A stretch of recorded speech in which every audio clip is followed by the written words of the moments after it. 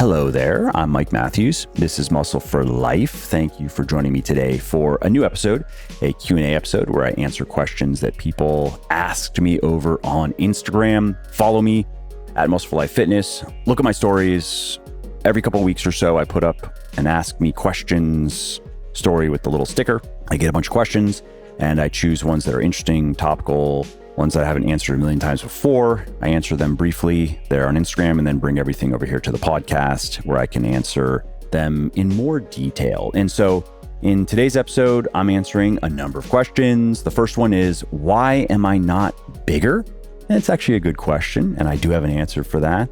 And then I answer questions about cardio at the end of a cut. What should you do? Should you stop doing it? Should you just reduce it? Very high rep training, like 15 to 30 rep training. And if you should be doing that type of training, how that compares to lower rep training. If there's any real utility in the deadlift, if you're not a power lifter, and if you don't really like the deadlift, should you be doing it? Which exercises in my Bigger, Leaner, Stronger program are better suited to heavier rather than lighter weights? Which Legion supplements I use every day? And spoiler alert, it's a lot, and more. We will get to today's episode in a minute, but first, I need to tell you about ashwagandha, which you've probably heard about because a lot of people are talking about it these days. And the reason they are talking about it is because it is one of the most effective adaptogens that you can supplement with. And adaptogens are naturally occurring substances that introduce subtle, imperceptible stressors to the body, and that then can ultimately enhance the body's ability to manage stress. In a way, adaptogens work like weightlifting, where you continually subject your muscles and your bones and other soft tissues to slightly more stress to make them stronger over time. Now, one of the reasons that ashwagandha is one of the most popular adaptogens on the market right now is it contains a special type of molecule known as a withanolide, and that can support various systems in the body that are related to physical and psychological resilience, including, and crucially, the hypothalamic pituitary adrenal axis, or the HPA axis. Now, you can think of the HPA axis as the body's central processor for stress. In a way, it receives a bunch of physiological signals and then it directs their responses via hormones. And in this way, the HPA axis affects many different functions in the body, like strength, recovery, immunity, cognition, mood, sleep, and even slight disturbances in your body's HPA axis can impair any and all of those functions. Now, similarly, slight improvements in your HPA axis's operations can noticeably improve the same functions. And it can give you better sleep, it can give you better workouts, it can give you better recovery, and so on. And so that's why studies show that supplementing with ashwagandha can increase power, strength, and endurance. It can reduce stress, tension, aggravation. It can enhance sleep quality. It can support healthy inflammation levels and healthy antioxidant levels in the brain. It supports immune function and more. And that's why my sports nutrition company, Legion, recently released an ashwagandha supplement. We've had ashwagandha in our multivitamin Triumph for a long time, but our customers were asking us for a standalone supplement. And so now it is here. And it is not just any ashwagandha supplement, but it is the patented KSM-66 form of ashwagandha, which is the gold standard of ashwagandha supplements. For example, 24 different peer-reviewed studies specifically support the efficacy of this form. And so if you have been feeling a bit overstressed recently and you're looking for a reprieve, or maybe you've been feeling groovy, but you just want to see what more physiological resilience can do for your body and mind, head over to bylegion.com/KSM66. That is bylegion.com/KSM66. And to save 20% on your first order with Legion, and that applies to everything in the store, not just ashwagandha, use the coupon code MUSCLE at checkout and your instant discount will be applied. And finally, if you don't like my ashwagandha or any of my supplements, All you have to do to get your money back is let us know. Just reach out and tell us that it didn't work for you. And we don't even ask you to send it back to us. We just give you your money back or give you a store credit if you prefer. You tell us. And so again, that URL is bylegion.com/KSM-66, bylegion.com/KSM-66. And again, don't forget to use the coupon code MUSCLE at checkout to save 20% on your first order with us. Gustav O'Durser asks, no offense, but why aren't you bigger? Well, that's a good question, actually, because I'm not very big by Instagram standards. I'm significantly bigger than the average guy. I'm 6'2", 193, 194, fairly lean, 9-10% body fat. And so I look very fit by objective standards, but I would look small by bodybuilding standards, even natural bodybuilding standards. And so the reason why I'm not bigger is really a combination of a few things. So one, I'm natural and there are hard limits to growth. I started at about 155 pounds. So I was on the skinnier side. I didn't look grotesquely frail, but I was on the skinnier side when I started. And so I've gained 40 to 45 pounds of muscle, which is about the most that most natural male weightlifters can hope to gain, period, no matter what they do in the gym for the rest of their life. And so I'm definitely pushing up against my genetic limits for size. And then the second point is, well, I just said it, genetics. So genetically, I was never a big, strong person. I was more of an endurance type of person. I've played a lot of ice hockey, for example, and that requires a lot of endurance. It requires lower body strength, lower body power, explosiveness, but you don't have to be a big muscular person to do well in ice hockey, at least when you're younger. And so my genetics play into my current size.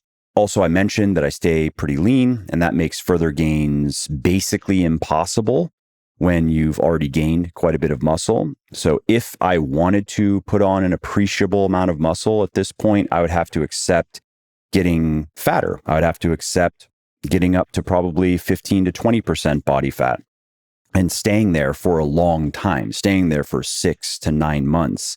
And I don't really want to do that. I've done that in the past. Yes, it works, but I like my body the way it is. I like how it looks. I like how it feels. I like how my clothes fit. And that brings me to my final point, which is my preferences. I am happy with my physique as it is. I like the way that it looks. And if I were to put on, let's say, 10 or 15 pounds of additional muscle, which I am not sure I could do, period. I really don't think I have the genetics to get up to, call it 55 to 60 pounds of total muscle gain over the course of my lifting career, because that is definitely above average for total muscle growth. I'm not sure that I could even do that. But let's say that I could. That look would actually be a little bit too bodybuilder for me. I mean, I'll take more calves because my calves are forever small. I would take more side delts because as a natural weightlifter, my side delts are forever small. But unfortunately, if I were to gain, just call it an extra 10 pounds, it probably would go into a combination of the biggest muscle groups in our body. So it would go into my lower body.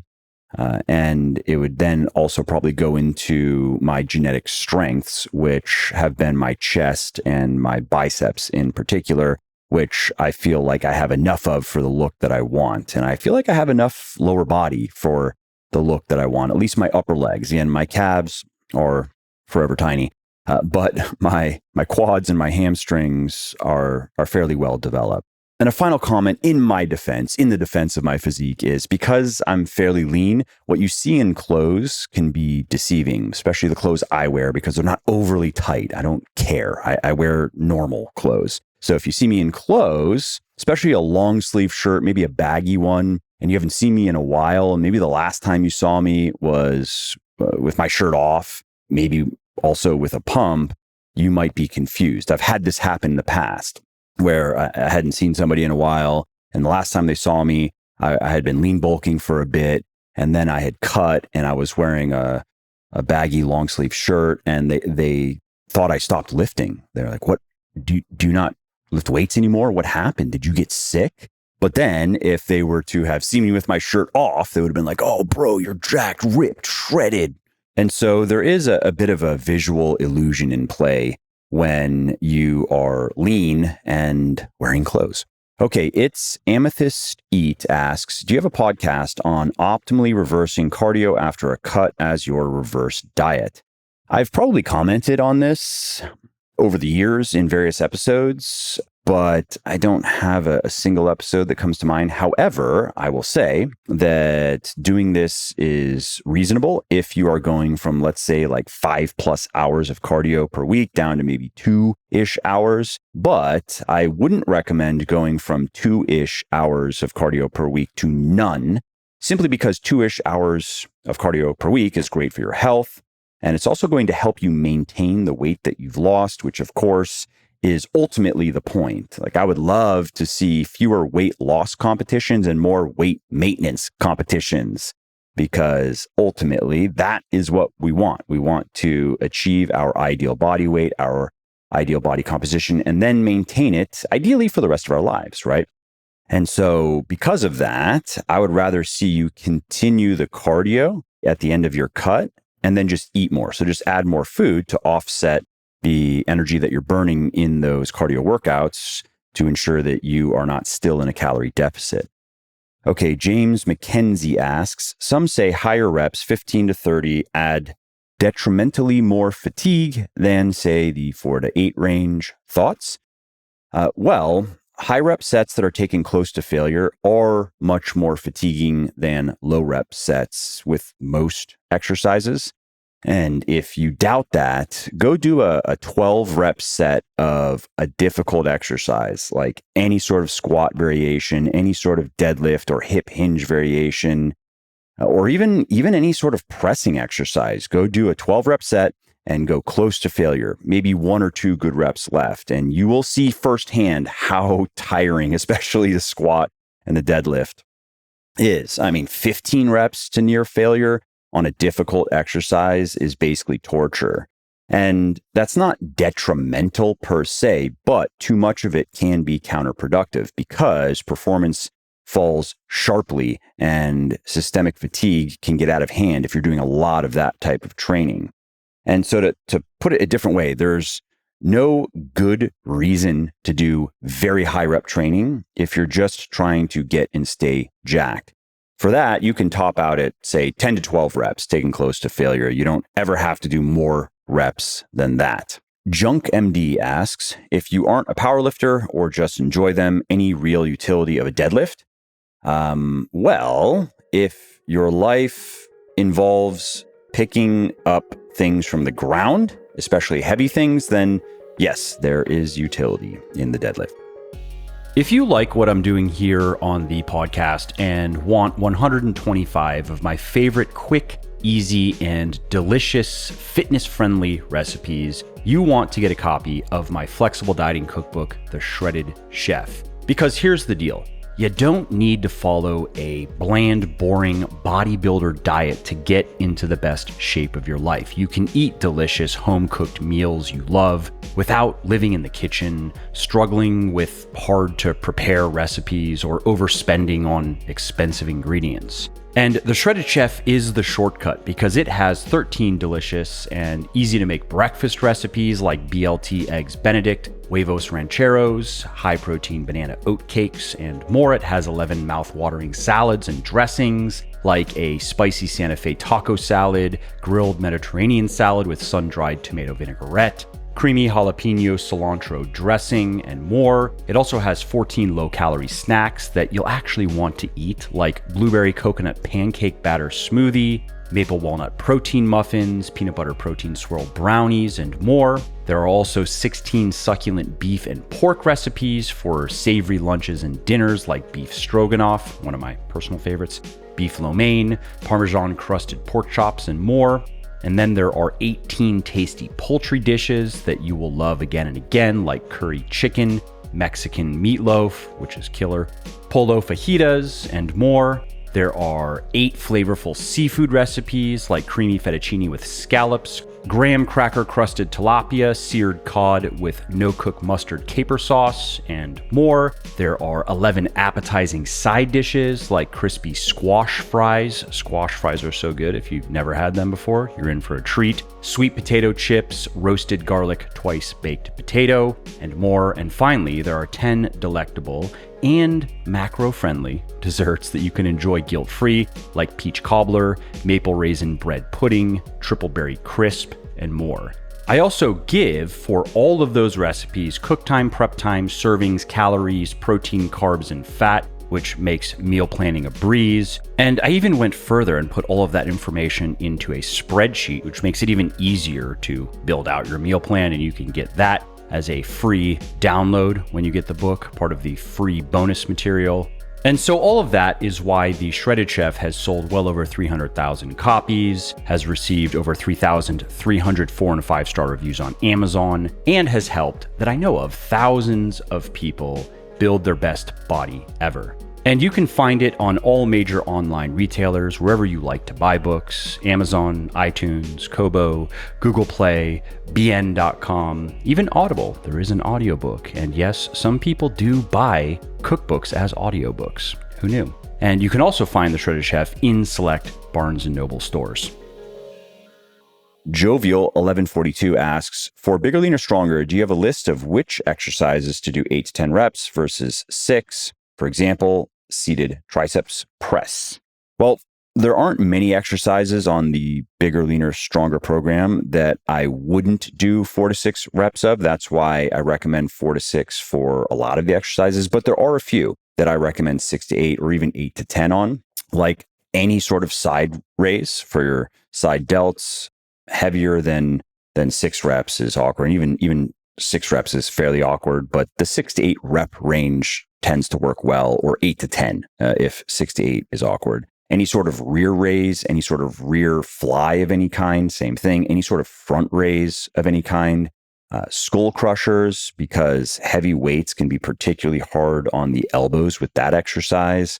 Any sort of pec fly exercise is going to be more comfortable and effective at 6, 8, 10 reps versus 4. And that's about it. But remember that the current 4th edition program of Bigger, Leaner, Stronger that comes with the current 4th edition of the book, it calls for 4 to 6 reps on really just the big compound exercises, and then 6 to 8 reps on the isolation exercises. And that's not to say that isolation exercises can't work well at 4 to 6, or you can't benefit from a little bit heavier work on isolation exercises. You can, but I do think that the current setup where it's a little bit heavier, that 4 to 6 rep range on the bigger compound movements, and then a little bit lighter, that 6 to 8 rep range on the isolation movements, I think that setup is going to work best for most people. But if there are certain isolation exercises that you want to use slightly heavier weights on, that you do want to do some 4 to 6 rep work, like for me, that's always been biceps. My biceps have always responded well to a combination of rep ranges, including some heavier. Now, I was never doing singles or doubles or triples for the biceps, but I have done a lot of 4 to 6 rep work on my biceps over the years. And again, they've responded well to that. And so you may have muscle groups that you've noticed respond particularly well to heavier weights, and there may be certain isolation exercises that lend themselves well to heavier weights, meaning that you can control the weights and it's not painful and the risk of injury is negligible. And if that's the case, then you can replace some of those 6 to 8 rep sets with 4 to 6 rep sets. Okay, Mrs. Taylor 10915 asks, is there a benefit to doing alternating curls as opposed to doing them both at the same time? Well, as the weights get heavier, the alternating part of the curls helps you maintain your balance and helps you maintain control of the weights, which makes for cleaner reps. So yeah, that's the reason you usually see a lot of jacked people doing them alternating. PermDog22 asks, what is your current daily Legion stack? Well, to be honest, I'm an avid abuser of my own products. I mean, I basically take everything because going all the way back to the beginning of Legion, this was me scratching my own itch. This was me wanting to see if I could make a company that makes the exact type of products that I want to take, and then I can take them, and then maybe other people will want them as well, and it can turn into a successful company in addition to scratching my own itch. And fortunately, it has worked out. So, I mean, every day I take Whey Plus, I take Plant Plus. I actually like to mix them together. I take either Recharge or Creatine Monohydrate, just the plain powder, or what I'll do is 1 scoop of Recharge plus 1 scoop of the Creatine Mono on top of it to get up to 10 grams of Creatine Mono for the additional brain benefits that seem to require more than 5 grams a day to maximize. And I take either Stim-free or Stim Pulse before training, depending on where my caffeine's at. I like to have espresso in the morning, but I'm using Pulse every day, and I'm lifting 3 days a week, and I'm doing cardio on the other days. So sometimes what I'll do is Stim, so the caffeinated Pulse on my lifting days, and then the Stim-free on my cardio days. But sometimes I use the Stim-free on my lifting days. I just listen to my body, as they say. I also take a serving of Triumph every day. I take a serving of Ascend every day, Biome, Balance, Fortify, Elevate, Sucrosomial Magnesium, Triton. I basically use it all. So that's the honest answer. Peter G. Dewitt asks, doing an extra 6 sets of lateral side raises a week, good range or overkill, 6 to 8 reps hypertrophy? Well, if you're new, doing 6 to 8 sets of side delts per week should be enough to achieve maximum growth that is available to you as a new lifter. As you gain experience, though, if your side delts are lagging, it will probably take more than 6 to 8 sets per week. It'll probably take something closer to maybe 10 to 15 sets per week. And because of how the side delts function, it often takes a lot of direct volume, meaning you have to do some sort of side raise. You have to do some sort of side delt exercise because they don't get sufficiently stimulated by other exercises that involve them. Like, for example, with the front delts, you are training them. I mean, you really can count it as direct volume for front delts when you are bench pressing, for example, but you can't really count the bench press as direct volume for the side delts. And so that is one of the reasons why many natural lifters have clearly lagging side delts, is they simply just don't do enough direct side delt volume. And often it just seems like that's a stubborn muscle group for basically everyone. Rydog32 asks, hey, Mike, is it okay to use a weightlifting belt all the time? I don't recommend that, especially if it is a good belt and you know how to use it properly, because it can become a crutch of sorts and it can negatively impact your performance without a belt. And I've made this mistake, and I've been training beltless now for probably close to a year. And for the first several months, it was hard. I had to drop weight on my pulls, my deadlifts. I had to drop weight on my squats. And it was fairly significant. And now I've built that strength back up without the belt, and I'm enjoying it. So I haven't brought the belt back in yet. And one other note on the belt is I think the best way to use it is only on your heaviest sets, but not all of them. So just maybe the first heavy set, or maybe your top set if you're training that way. Well, belt up for that, but then all your other heavy sets or moderately heavy sets, no belt.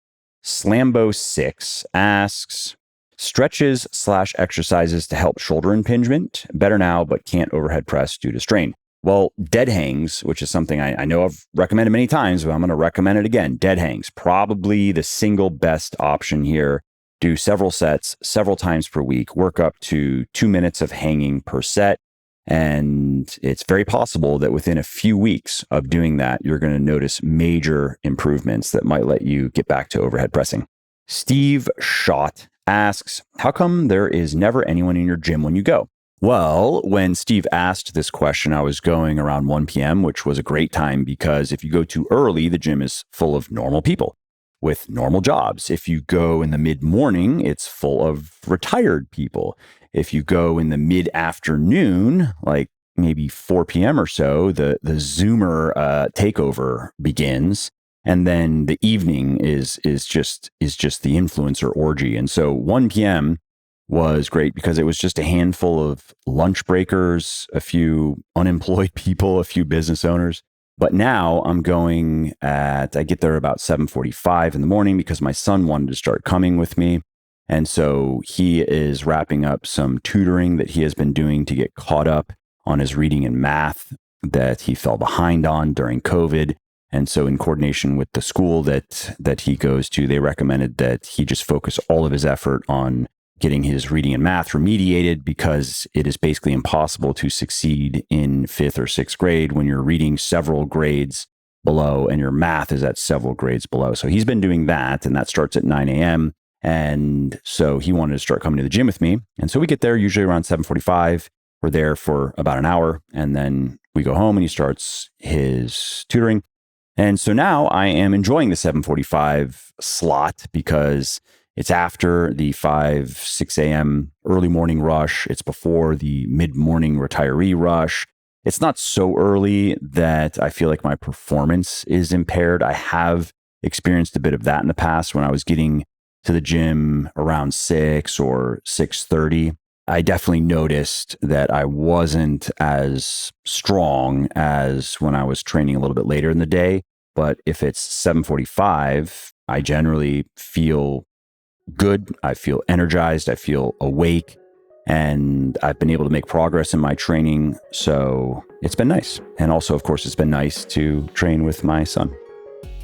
We will wrap up today's episode shortly. But first, I need to tell you about ashwagandha, which is one of my favorite adaptogen supplements. And adaptogens are naturally occurring substances that introduce subtle, imperceptible stressors to the body, and that then can ultimately enhance the body's ability to manage stress. In a way, adaptogens work like weightlifting, where you continually subject your muscles and your bones and other soft tissues to slightly more stress to make them stronger over time. Now, one of the reasons that ashwagandha is one of the most popular adaptogens on the market right now is it contains a special type of molecule known as a withanolide, and that can support various systems in the body that are related to physical and psychological resilience, including, and crucially, the hypothalamic pituitary adrenal axis, or the HPA axis. Now, you can think of the HPA axis as the body's central processor for stress. In a way, it receives a bunch of physiological signals and then it directs their responses via hormones. And in this way, the HPA axis affects many different functions in the body, like strength, recovery, immunity, cognition, mood, sleep, and even slight disturbances in your body's HPA axis can impair any and all of those functions. Now, similarly, slight improvements in your HPA axis's operations can noticeably improve the same functions. And it can give you better sleep, it can give you better workouts, it can give you better recovery, and so on. And so that's why studies show that supplementing with ashwagandha can increase power, strength, and endurance. It can reduce stress, tension, aggravation. It can enhance sleep quality. It can support healthy inflammation levels and healthy antioxidant levels in the brain. It supports immune function and more. And that's why my sports nutrition company, Legion, recently released an ashwagandha supplement. We've had ashwagandha in our multivitamin Triumph for a long time, but our customers were asking us for a standalone supplement. And so now it is here. And it is not just any ashwagandha supplement, but it is the patented KSM-66 form of ashwagandha, which is the gold standard of ashwagandha supplements. For example, 24 different peer-reviewed studies specifically support the efficacy of this form.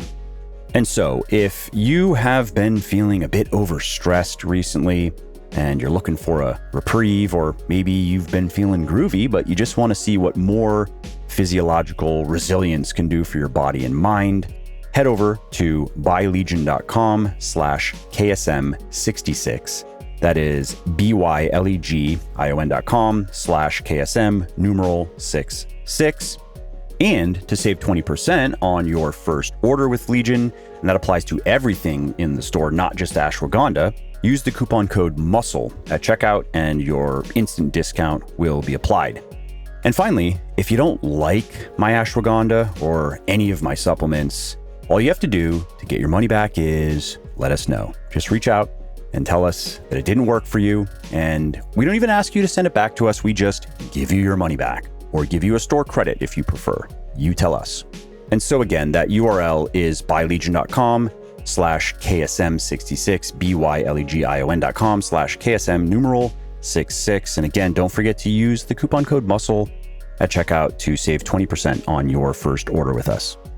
Well, I hope you liked this episode. I hope you found it helpful. And if you did, subscribe to the show because it makes sure that you don't miss new episodes. And it also helps me because it increases the rankings of the show a little bit, which of course then makes it a little bit more easily found by other people who may like it just as much as you. And if you didn't like something about this episode or about the show in general, or if you have ideas or suggestions or just feedback to share, shoot me an email, mike@muscleforlife.com, muscleforlife.com, and let me know what I could do better or just what your thoughts are about maybe what you'd like to see me do in the future.